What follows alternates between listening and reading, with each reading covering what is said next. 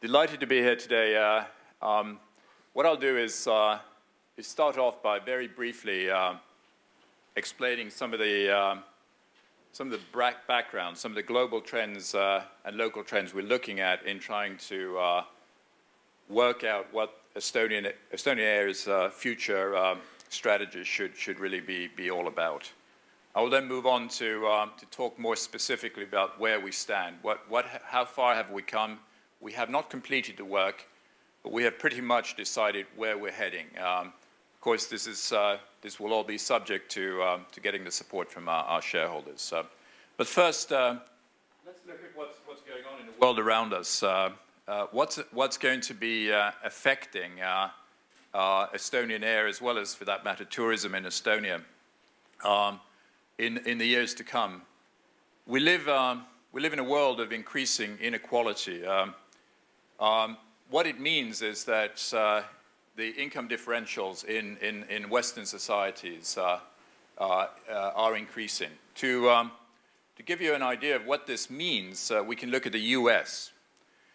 Amazingly, if you look at this blue line here, that's a top 1/5, top 20% of income earners in America. They've seen their income rise since 1970 in steady dollars, 2009 dollars. So the top 5% have seen their income double.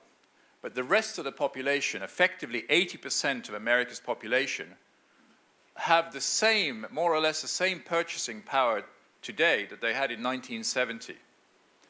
In other words, we are seeing a development in the Western world. It doesn't affect Estonia and Eastern Europe yet so much because there's still a lot of catch-up to do.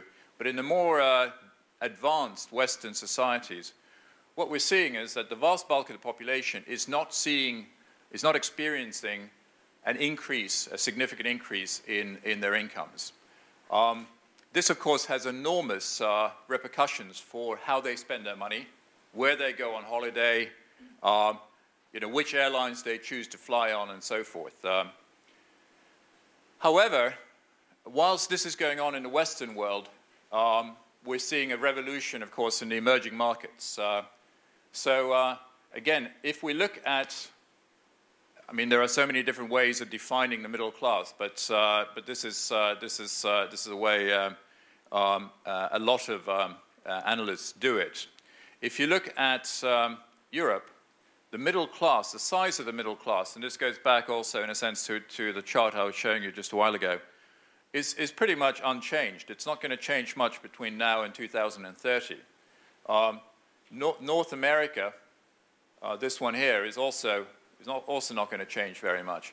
Where the big change will be is in Asia, basically. So whilst the Western world is unlikely to be a source going forward of huge new numbers of tourists, travelers with huge amounts of money to spend, because people will be looking very much at how they spend their money, we will be seeing enormous opportunities further afield. The world in 20 years' time, in 30 years' time, in 40 years' time will be a very, very, very different world from the world that we have lived in, in the last 20 years.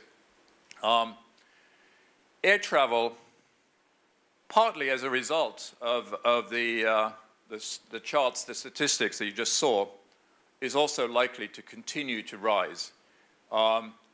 Most forecasts, mind you, this involves also Airbus, so they're sort of talking their own book, but most forecasters expect to see very rapid growth going forward. As you can see here, over the next 15 years, this particular forecast is expecting air travel to double. So the world, which already today is very much dependent on air travel and air connections as an integral part of the global infrastructure, will going forward become even more dependent on air travel and air connections for its infrastructure.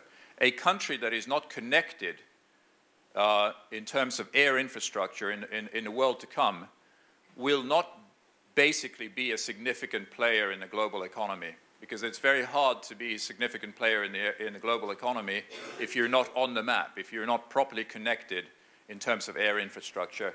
This, of course, goes especially for countries like Estonia, that, when you look at a map, are do not lie in the center of Europe, but lie on the periphery, and therefore are even more dependent on air infrastructure than the more centrally located countries that you can access more readily by rail and car and so forth. What are we seeing in Estonia itself in terms of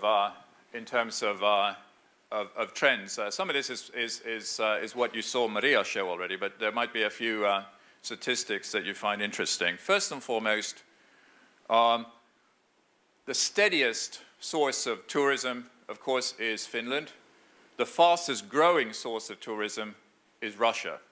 Now, these are the two countries that you can access Estonia from by ship, by bus, and so forth. So these are not the sort of countries from where most tourists would come in by plane.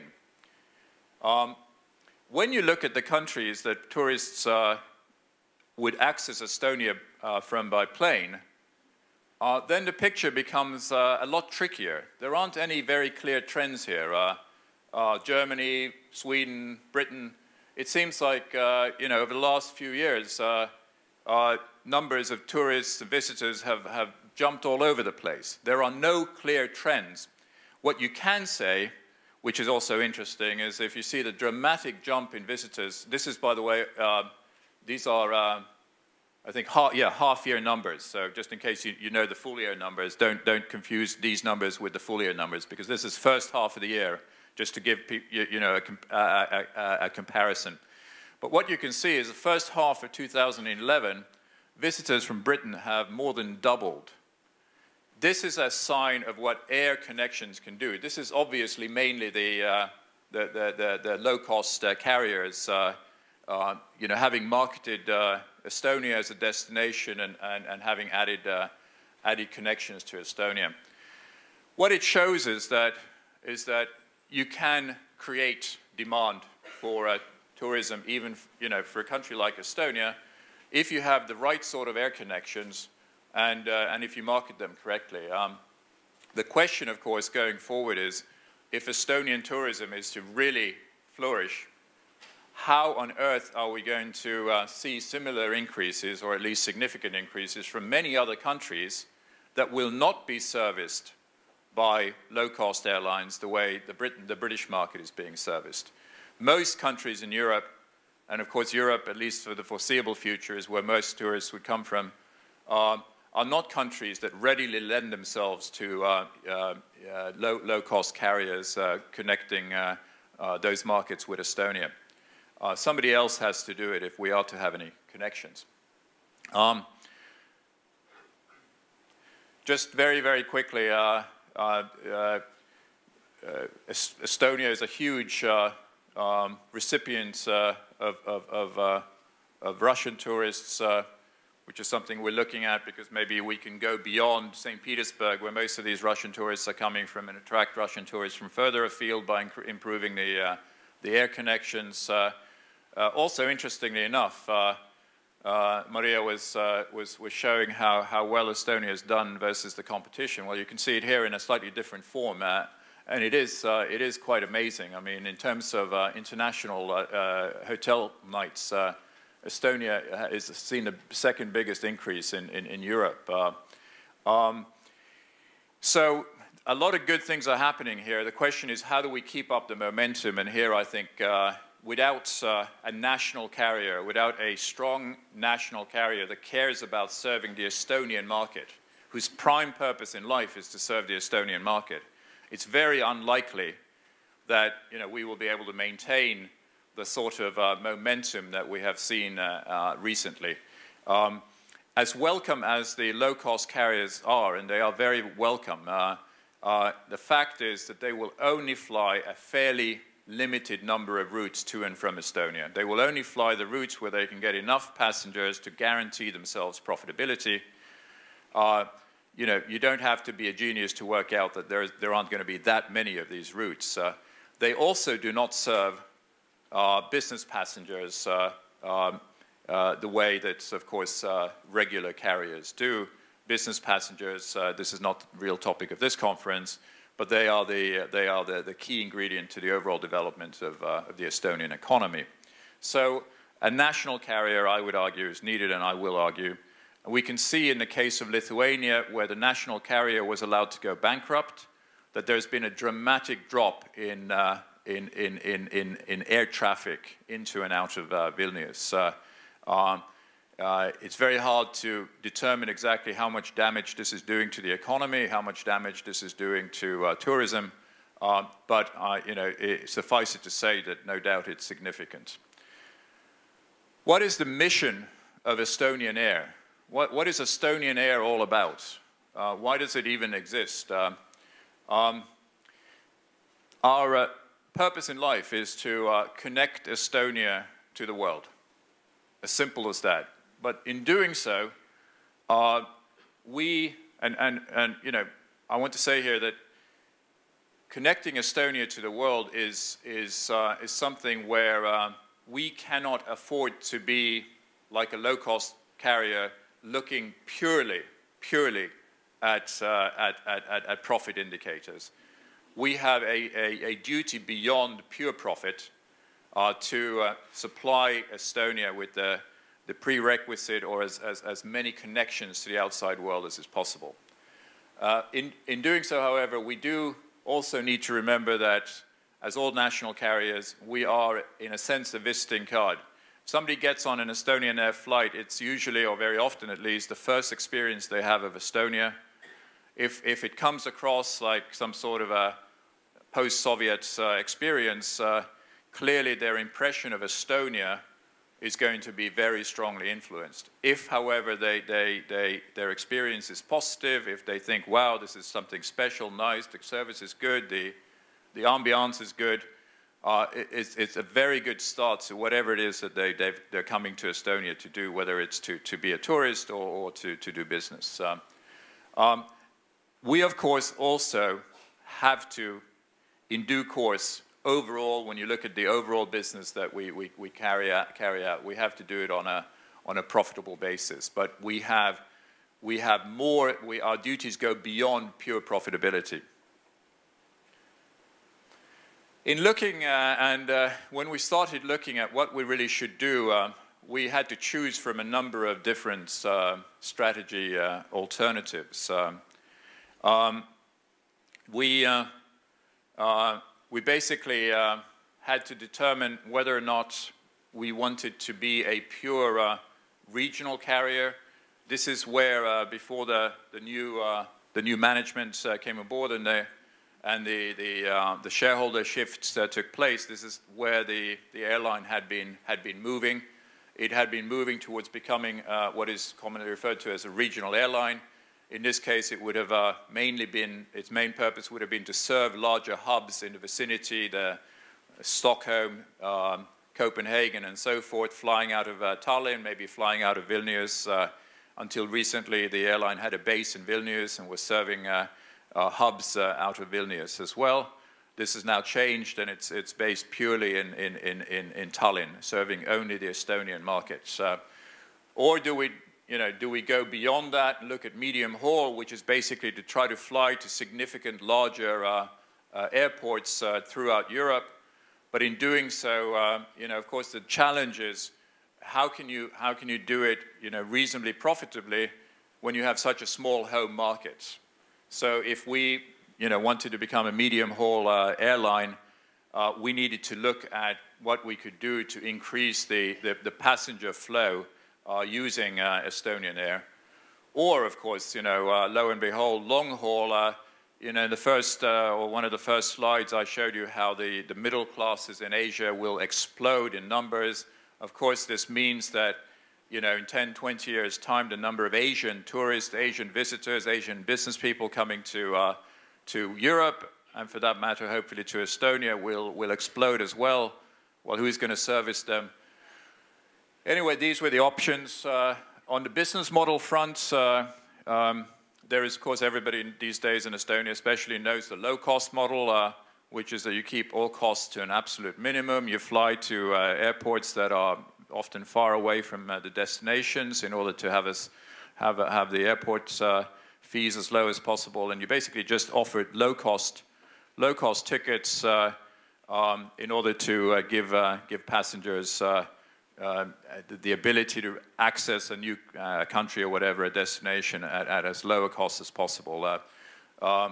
Or the full service, which we know from airlines like, I don't know, Finnair or whatever here in the vicinity, which are basically, offer a route network, offer the full service that they fly to the main airports in the destinations they fly to. But of course, they are more expensive, although more convenient. The times that they fly and so forth typically are much more convenient than low-cost airlines. Or do we go for some sort of a hybrid between the two? Equipment options, this already gets a bit technical, but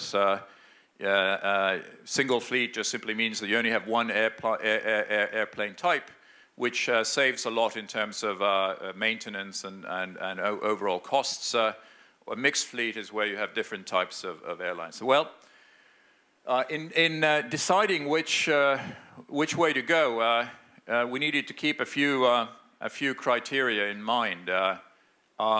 First and foremost, we needed to remember that the state of Estonia needs a national carrier because it needs to ensure that Estonia can be reached from as many significant, or for Estonia, significant destinations as possible. If you cannot reach Estonia, as I was saying earlier, if Estonia is not on the map in terms of air infrastructure, it's not going to be a very, very attractive destination for foreign investment. It's not going to be a very attractive destination for highly skilled employees that might be needed to develop businesses and business sectors here in Estonia. We also needed to keep in mind that the Estonian public wants frequent flights to popular destinations at reasonable prices, and in fact I could turn that around, and of course, foreign tourists hopefully want frequent flights to Estonia, but that's a bigger challenge already. But certainly from our point of view, as we were looking at our strategy, we needed to keep in mind the fact that the Estonian public expects us to service them in terms of their ability to access the sort of places that they want to fly to, and do so at reasonable prices. Estonian businesses, and here of course the tourism business is a core part of this, needs a reliable local airline, an airline that isn't going to drop the route just because suddenly the passenger numbers fall below some internally determined benchmark, and then they close down the route. The local businesses need an airline, a local airline, a national airline that they can rely on to work with them to provide the best network of international connections possible. Estonian air is, of course, limited in its own capabilities by its financial means, but our aim is to work with the local business community in Estonia to determine, how we can use the resources available to us so as to benefit Estonia and Estonian businesses in the best possible way. What we decided in the end to become. We basically decided to ditch the previous strategy that the airline had been moving towards. We decided that we are going to focus all of our resources on Tallinn to become a Tallinn-based short to medium haul full service network strategy. Network airline, carrier, whatever you want to call it. What we mean by this is that we will fly to destinations beyond the immediate hubs. We're not going to be a feeder airline for nearby airlines like SAS and fly only to effectively Stockholm and Copenhagen in order to feed their onward flights. We will aim to fly to as many of the key destinations in Europe, because medium haul covers most of Europe, possible. When I say key destinations, in the first phase of our development, because we can't go from very little to suddenly being a a significant international airline, we have to move in steps. And as a first step, we will be looking to increase the regularity, the number of flights that we carry out to the main sort of airports that are of significance to Estonia. I mean, the likes of Brussels, Amsterdam, and so forth. We're also increasing the flights to the east, to places like Moscow and St. Petersburg. We basically want to give Estonian business people, and for that matter, tourists, the option of flying 2 times a day eventually to these main airports in order to either stay in these destinations or take onward flights from them to elsewhere, which should mean that the number of destinations that can easily be accessed from Estonia to the rest of the world will rise significantly. The network, again, full service, of course, this we decided because significantly more than half of the passengers who travel with Estonian Air travel on business. They are not tourists, but they are business travelers. They travel typically in the economy class, but they travel on business.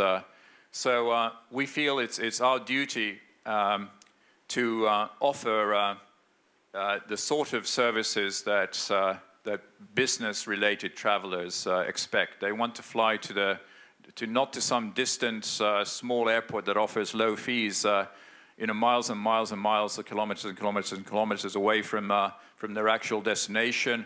They don't want to take a flight at 4 o'clock in the morning or or 11 o'clock at night.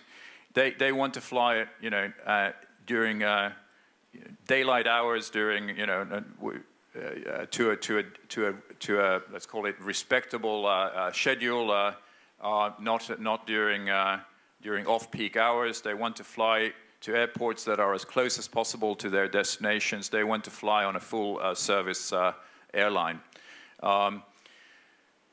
In terms of the next word here, network, this is key. If we want to fly to a lot of airports in Europe, we cannot rely on a very regular basis, say 2 times a day in many cases. We cannot rely purely on the very limited passenger flows that emanate from Estonia itself. There's a small population here. It's not going to grow very much. Hopefully the economy will grow and more people will travel. But it's not enough of a base on which to build the sort of expansion that we need.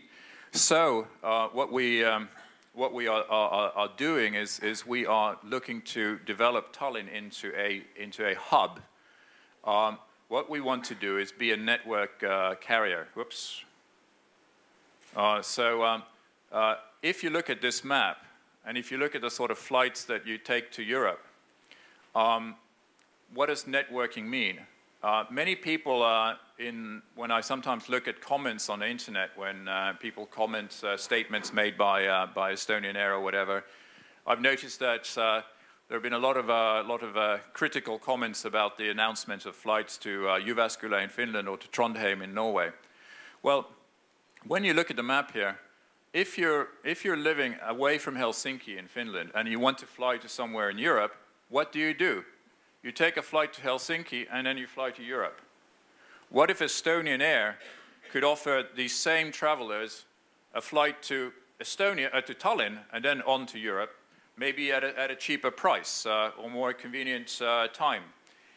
We basically can capture passengers in the provincial cities of Finland that we can fly through Tallinn on to Europe. This will increase, if it works out well, will increase the number of passengers that will fly from Tallinn to Europe and allow us to fly a more frequent schedule to these main destinations in Europe. Finland is, however, when you look at the map, is about the only logical source of extra passengers. There aren't a lot of people in north of Finland, and the sort of areas around here in Russia, don't lend themselves very well to being targeted for transit passengers. When it comes to Trondheim, Scandinavia, again, offers another opportunity to develop transit traffic, which is that if we have regular flights to St. Petersburg, Moscow, Kiev, of course, we have the provincial cities in Scandinavia that could utilize Tallinn as a hub. Because if you're somewhere in Trondheim or whatever and you want to fly to Moscow, you're probably going to fly via Stockholm or Oslo or wherever. So why not Tallinn? It's just another route, it's another way to get to your end destination. And it could, again, increase the number of passengers that we could fly from Tallinn to Moscow, Tallinn to St. Petersburg, and for that matter, Tallinn to Kiev. This is the network strategy that we're developing. So if you see Estonian Air announcing a new route to some provincial city in Scandinavia, in Norway, Sweden, or Finland, please don't think that there's something wrong with us, that we're doing something stupid. It's part of the network strategy, because without these Scandinavian passengers, there's no way that we'll be able to offer the density of the routes to the main European destinations that we want to be able to offer to Estonian passengers as well. And of course, everyone benefits, because in the end, it means that also if you want to come from Germany or from somewhere and visit Estonia, you will have more flights that you can choose from, making it more likely that one of these flights will be convenient for you and that you'll actually decide to come and visit Estonia. So everybody should benefit. So, now, what are the things that we need to keep take into account in developing the strategy?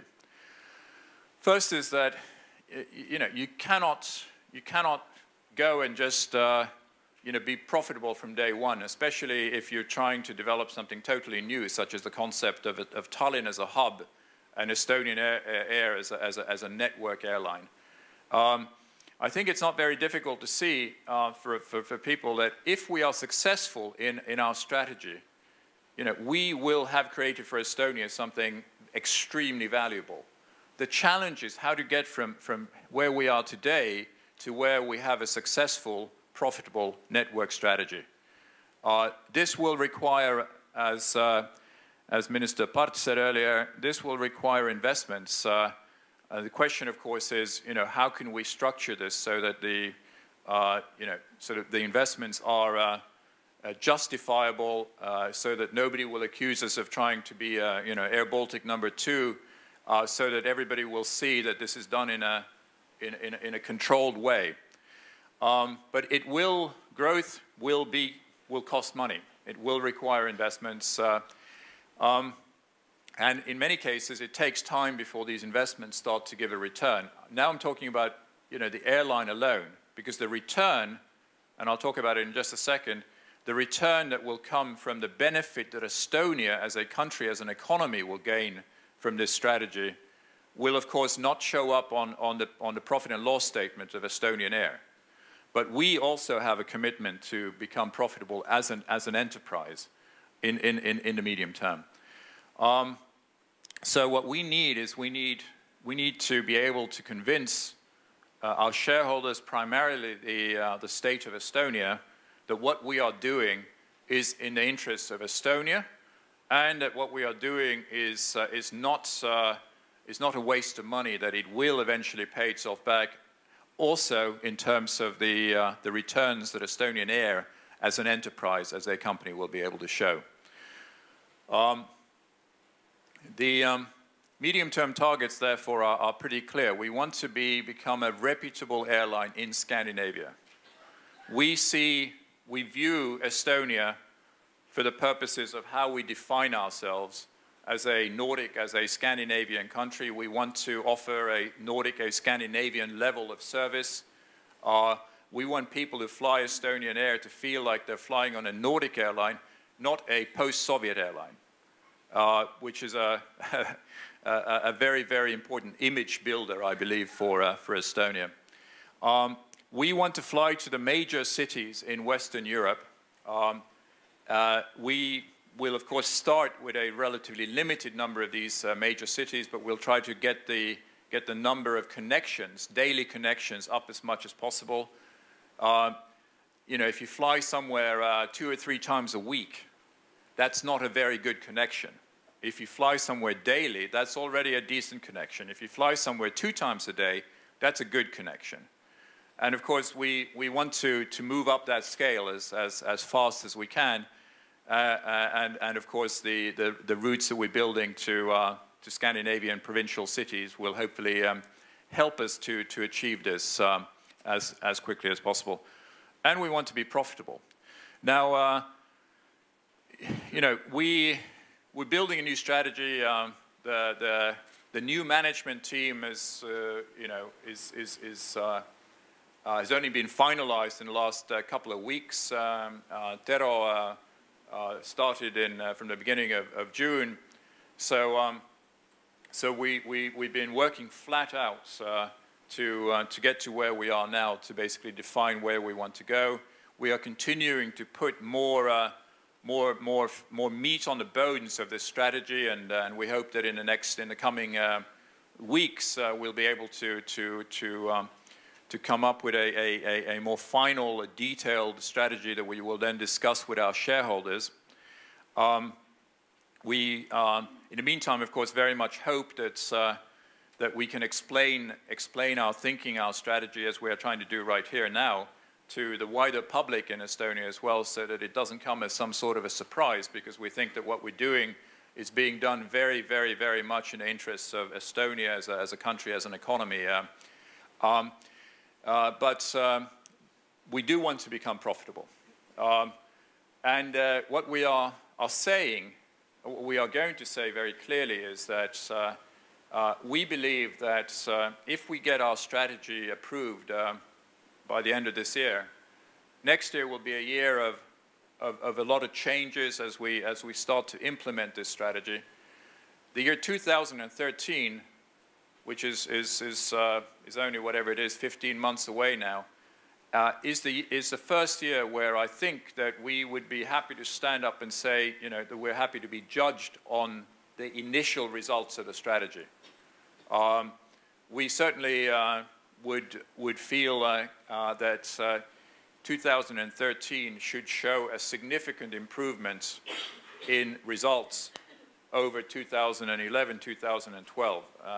2011 is the year when we're trying to see what had come before. We're trying to see what was right, what was wrong with what had come before, build on what was right, try to do away as quickly as possible with what we felt was wrong. 2012 is when we will start to implement what we really want to do, how we want to run the airline, how we want to build the airline going forward. 2013 will be the first year where we will feel that any one of you is justified to point a finger at us and say, hey, guys, you know, what you're doing seems to be going rather well, or, hey, you know, you guys don't seem to be doing as well as you led us to believe that you will be doing. So we will be judged, we are willing to be judged on the results that we will show in the year 2013. What does this mean for Estonia, you know, to try to develop Tallinn into a form of hub in order to be able to offer significant new connections and significantly increase the amount of passenger traffic that we bring into and out of Estonia? What does it mean? Well, you know, what's interesting is that the Global Competitiveness Report, which is put out by the World Economic Forum, which is this organization that once a year holds this massive conference in Davos in Switzerland, which attracts all the leading presidents and prime ministers and business leaders of the world. They put out an annual competitiveness report, and what's interesting is that Estonia is not doing that badly overall. It's 33rd in the world, and this is, you know, a lot of businesses, when they decide where should they look at in terms of potentially investing or whatever, they do look at these types of reports. One of the things that is really holding us back, however, is the quality of air transport infrastructure.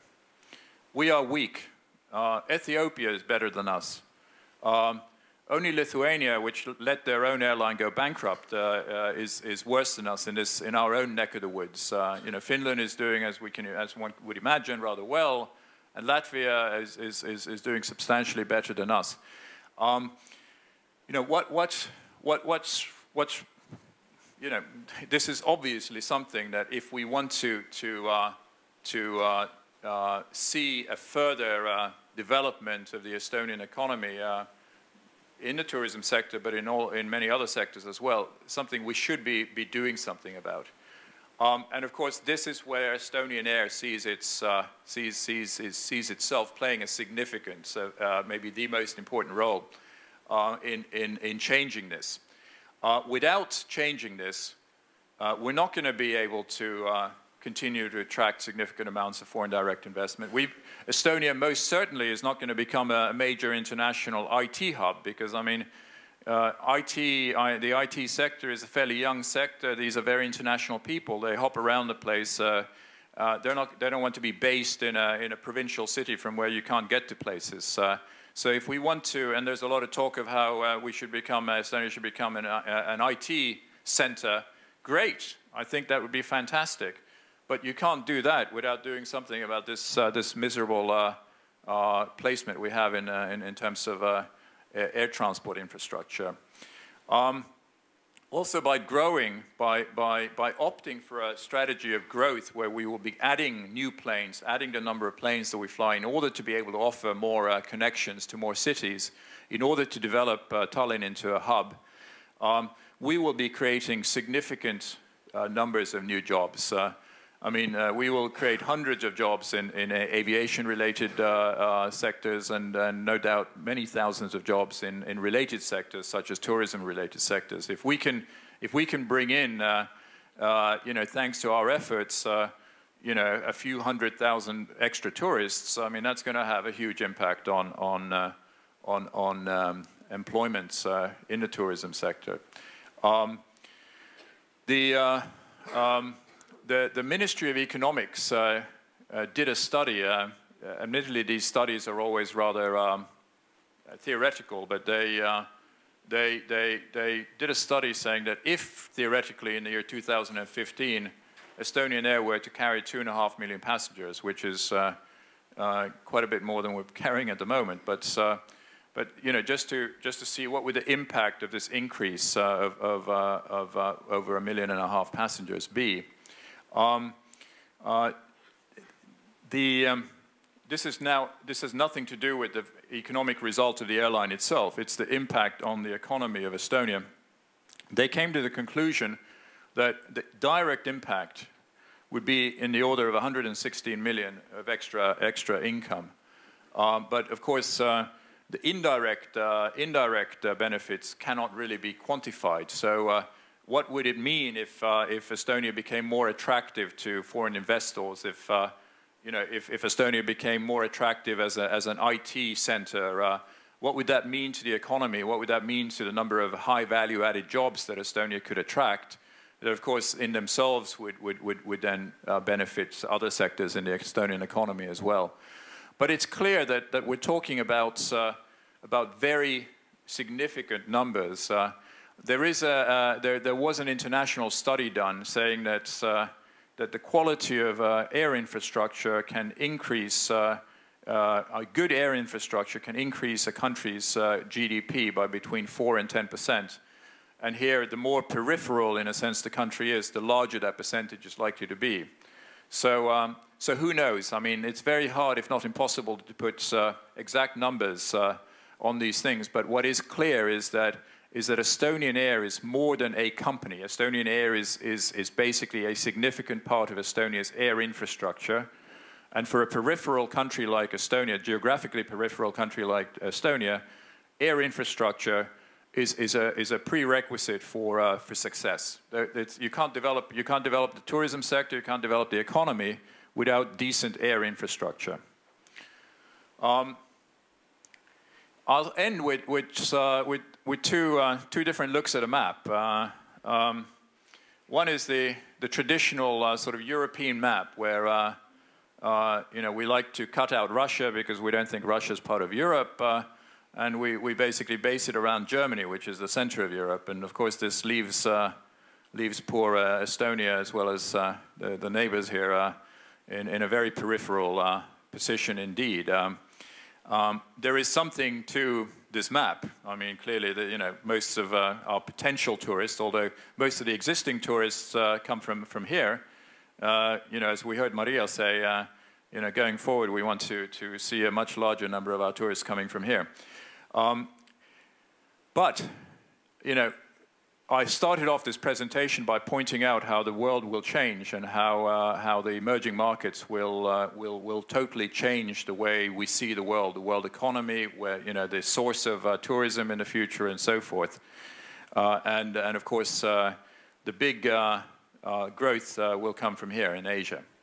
Now, if we look at a global map, the beauty of air travel is that you're not limited by seas or mountains or anything else. And once you look at long-haul connections, suddenly Tallinn is no longer peripheral. Tallinn can be just as central as anywhere else almost in the world. This then becomes a question of what do we do? How do we utilize these opportunities? This is something where we need to work very, very closely with Tallinn Airport. Tallinn Airport, of course, is there to service any airline that wishes to use Tallinn as a destination. But as often is the case, to really start to take advantage of opportunities, you need some sort of a catalyst.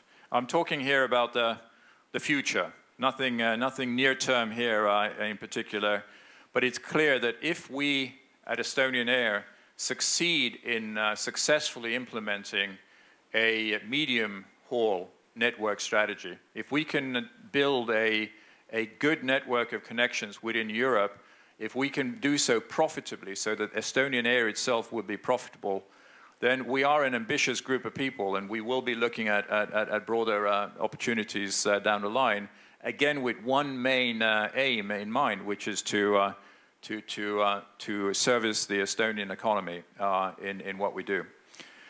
So this is where we are at the moment. So I hope it's cleared up a little bit of maybe some of the mystery that's been surrounding Estonian Air in recent months in terms of where we are heading. As I mentioned, we will be in the next few weeks discussing our plans with our shareholders, and we certainly hope that by the end of the year we will have a very clear way forward, one that's been agreed with our shareholders, and one that we will then start to implement very energetically indeed, starting as soon as possible. Thank you very much.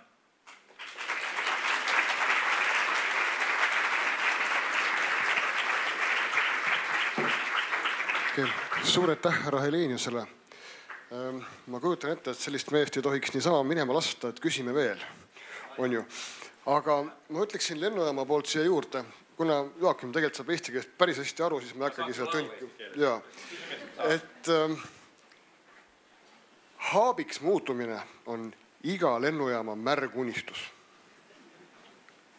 See on kõige parem asi, mis üldse juhtuda saab. Ja seetõttu on Tallinna lennujaam üliõnnelik selliste arengute üle. Seda esiteks. Kõik see hea, mis puudutab Estonian Airi siis, tegelikult laieneb ka kõigele muule. Sellepärast, et kui tekib korralik võrguvedaja, siis tekib kõigil teistel ka väga suur huvi selle koha vastu. Mis siin on? Siia ronitakse külg ees sisse, et pakkuda konkurentsi. Küll te näete.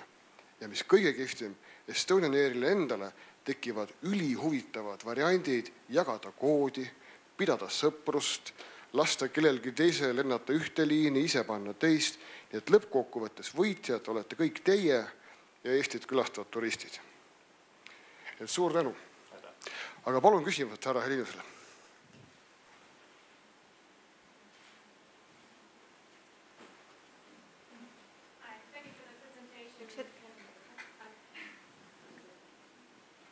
Thank you for the presentation. I wanted to ask, how far do you think is Estonia from having a direct flight with the United States, like Washington, D.C. or New York?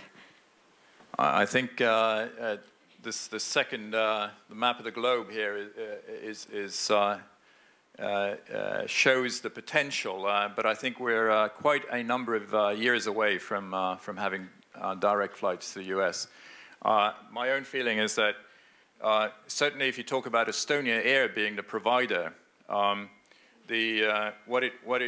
what would make sense one day, and what we will be studying, and we will be talking to airlines in India, in China, whatever, about potential cooperation and so forth. But what I think is going to be, is already a significant business, and a business that will grow very fast, is connecting the US or North American market with India, especially with India, but why not China as well? But the connections from India to the US are nowhere near as good as from China to the US. And in fact, if you drew a line, the shortest route from India to the east coast of the US goes over Tallinn. So to fly just from Tallinn to the US is a bit difficult, because how do you find the passenger base to use that route? But if Tallinn became some sort of a stopover from India to the US, because that's too long a route to fly with just about any air type that is available today, so there is a need for a stopover, and Tallinn is on the shortest route. So if you want to to think a little bit about what might be possible in the future, well, there's something that could potentially be possible. Thank you. Veel küsimusi? Enne kohvi ei saa, kui olete korralikult küsinud. Palun, seal üle.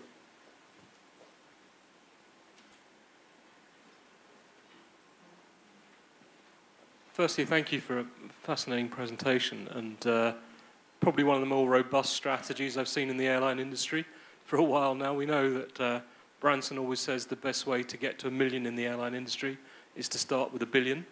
And we know that the industry globally has only made a profit 3 times in the last 12 years. What do you see as the biggest risks to the success of your strategy? Well, I think the airline industry is fraught with risks. For us, the key now is to find ensure support from our shareholders, primarily the state of Estonia. I think in the medium term, if let's say we start to show good results in 2013-14, we could conceivably think about bringing in outside investors to help finance further expansion of our strategy. If that works and we start looking at long-haul options, we clearly want to find partners in Asia in particular. The risks to this sort of this vision of creating something unique for a small country like Estonia clearly lies in actually finding the passengers to fill the planes on these routes. The airline industry is very sensitive to capacity utilization. So if your break even is filling your planes to the extent of, say, 67%, for argument's sake, then if that capacity utilization falls to 50%, the damage it does to your financial results can be dramatic. A passenger on a plane wouldn't notice a huge difference between a plane that's 67% full and a plane that's 50% full, but the bottom line of the airline certainly notices it. So we are, in terms of finding the passengers, we are subject not only to the normal risks of the sort of the business economic cycle that the world is going through. We're also subject to the risk that as we, coming from a small country, have to find passengers to utilize our hub strategy to use Estonian Air as a carrier that sort of flies through its main hub. We have to find these passengers also from outside of Estonia. This simply adds to the uncertainties of the strategy. So it's a strategy that we believe makes sense. It's a strategy that we believe can be successfully implemented, but it obviously carries risks, good management, and I think under the leadership of Tero Taskila, we now have, as of a couple of weeks ago, when the final pieces were put in place, we have an extremely competent and experienced management team. Good management can